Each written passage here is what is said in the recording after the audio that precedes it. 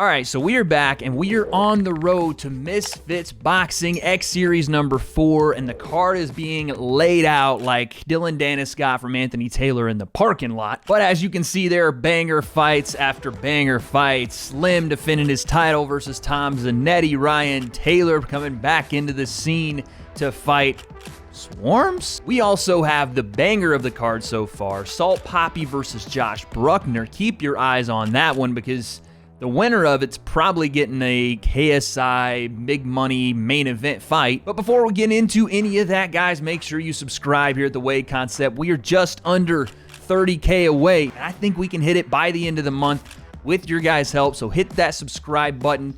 And again, we hit 300K by the end of the year.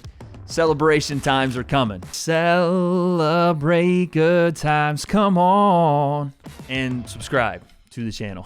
So KSI's game plan for Dillon Danis, what is it and why did his team just leak it? It may not be that simple, but I got the answer. So the breakdown, let's go.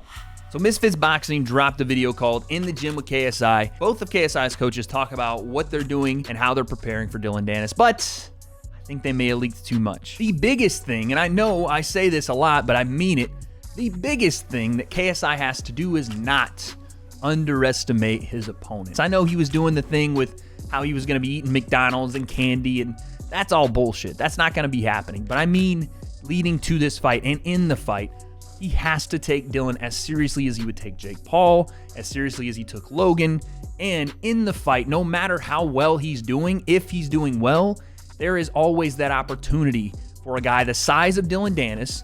Not saying he's got the most power in the world, but in 10-ounce gloves, you don't need it. If Dillon starts out a little better than KSI anticipates, remaining technical will keep him in the best position to win this fight and to land that big knockout blow that I know everyone is anticipating. But like I said, those are just my thoughts, but KSI's team, well, they gave some thoughts on how this fight's going to go in their own words, so let's take a look. It's when I'm able to focus on one thing and one thing only.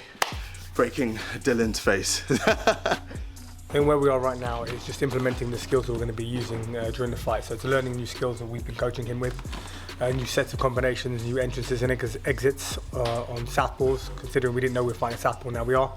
So it's just a different kind of game plan. And then obviously...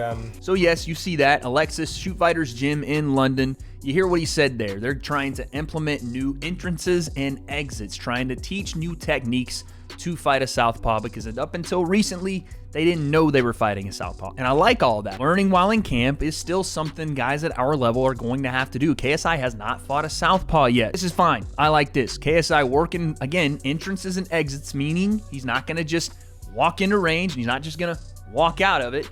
That's good stuff. And specifically learning how to deal with southpaws, but not just a southpaw boxer. Again, let's take a look at the gym KSI's at. Shoot Fighters in London deal mostly in the MMA and kickboxing scene.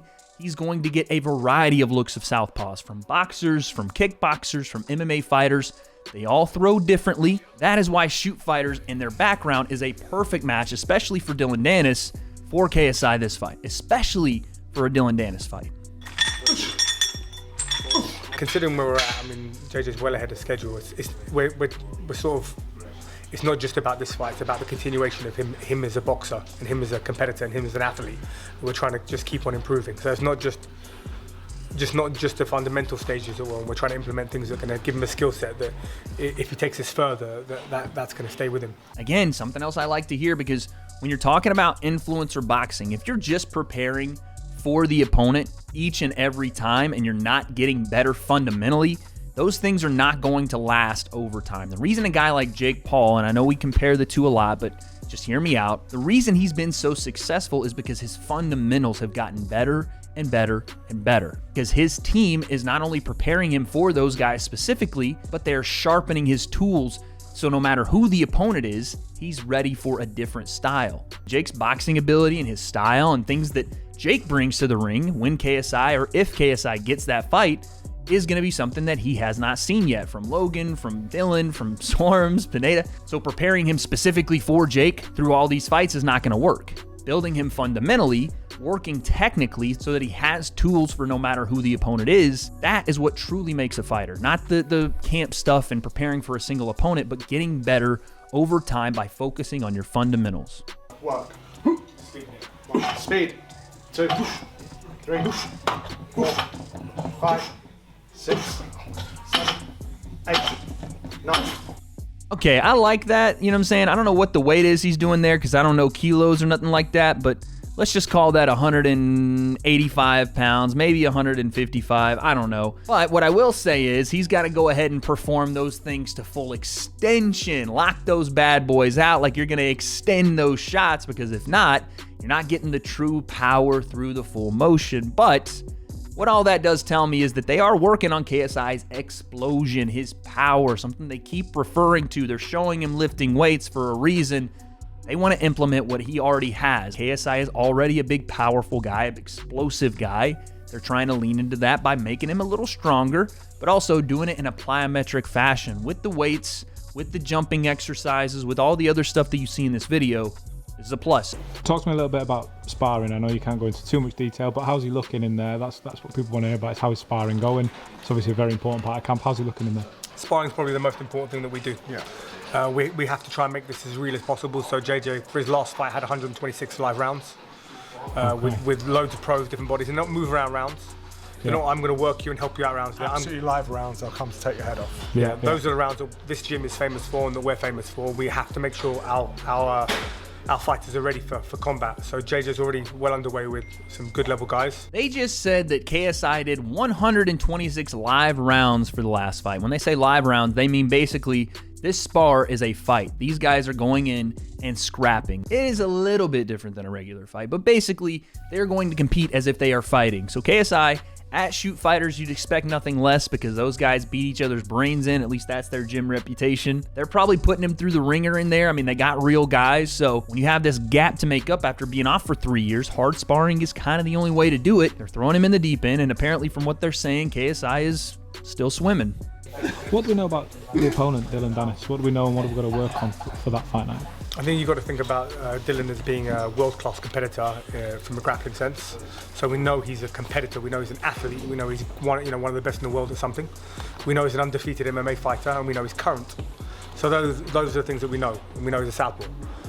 That being said, do I think he's a great level boxer? I don't think he's a great level boxer, no. But at the same time, know combat, doesn't he? Yeah, he knows how to fight. So we've got to be on point with his mannerisms and attributes with regards to fighting. If you're a fan of KSI, you really like hearing this because everyone can just dismiss Dillon as not being a boxer, but you hear it there. And you hear it, yes, we respect him as a competitor. He is a high-level athlete. He's a guy that's at the top of his class in what he does best. And no, that's not boxing, but that can't be downplayed. Dillon is going to present something. I don't know what that's going to be yet, but he's going to present a winner's mentality. Even if the fight's not going his way, he's going to be there unless KSI nails him to the canvas. Their words are echoing the same way and basically saying, no, he's not a boxer, but he is a competitor, and that makes an individual, regardless of their experience, always dangerous. So there it is, man. Listen, I think it's pretty much summed up what their game plan is here for Dillon Danis. They're going to try to knock his fucking head off by utilizing KSI's big-time power, his explosion, and trying to get him to be a little more technically sound, right? Teaching him the fundamentals continuously from the last camp to now, to however long he's been with Shoot Fighters, but implementing their own unique style to that, right?